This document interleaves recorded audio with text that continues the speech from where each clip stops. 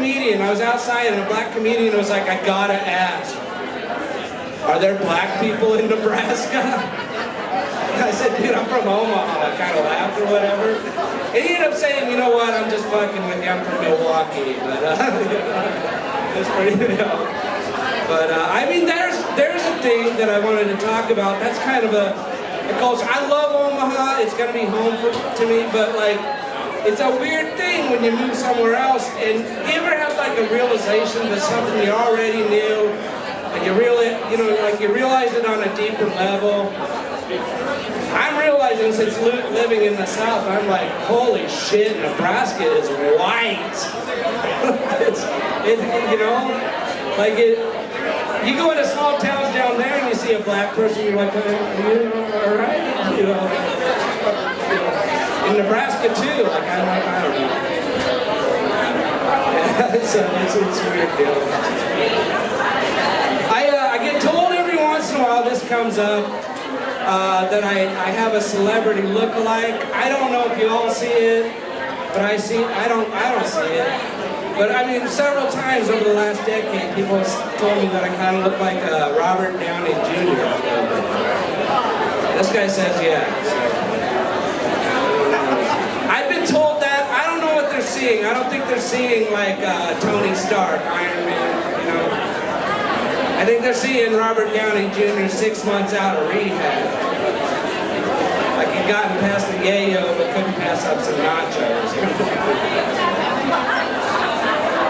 Anyone here have kids?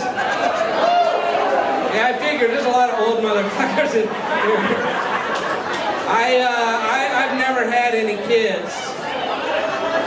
Thank you. As far as I know. I've never had any, I don't know,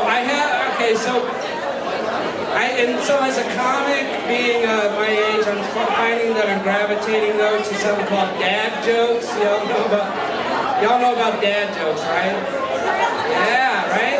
I'm gonna give you one, okay? A couple summers ago, I was dating this single mom briefly or whatever, and she's like, hey, I'm gonna run to the grocery store.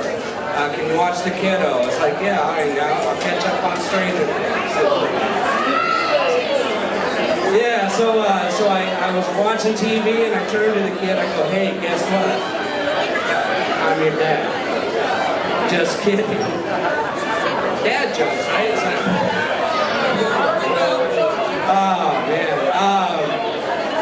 So, yeah, that's kind of where I'm at with stuff. I've been dabbling in, I've been getting back into something I had kind of gotten into years ago. I found this place in Nashville called Wild Heart Meditation, and I'm getting into like Buddhist meditation, trying to calm this shit down, because it goes 100 miles an hour all the time. And it's helping. It's really helping. And part of me is like, Buddhism, I'm like, I'm pretty good at sitting and doing nothing, But I decided, I've been getting into it, I've decided going forward, if people ask me what religion I am, I'm going to be like, I'm Buddhist. Don't you mean Buddhist? No, Buddhist, I'm kind of trying. No, but when I geek out on something, I really geek out on it, so like I got a little too stoned one night, and I was watching a documentary on Siddhartha, the Buddha, or whatever. And it got to this part, they're talking about the imbalance with our desires and all this shit. What is it? Yeah, attachments and shit, yeah. And I don't know, so I was sitting there, and I say I'm not religious, but like for many years now, I usually jack off before I go to bed. And so like I'm queuing up the porn after watching this documentary, and I'm like, God damn it, Siddhartha, you fucked up my jack session.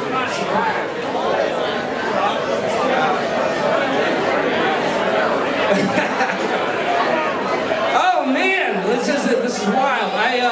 So are you guys excited for the ska show tonight? Hell yeah. I am a fan of ska.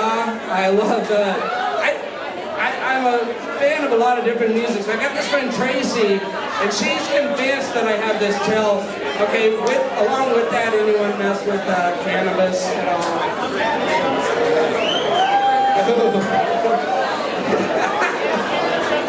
Fuck you, Dan.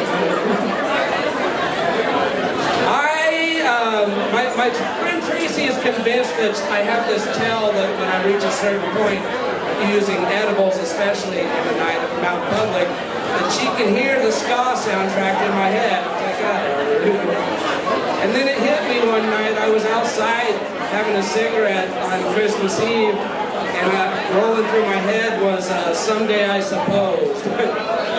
By Mighty Mighty Boston. Anyway, you mess with edibles? I'm coming up on the 1-year anniversary of overshooting the mark on it. You can do that.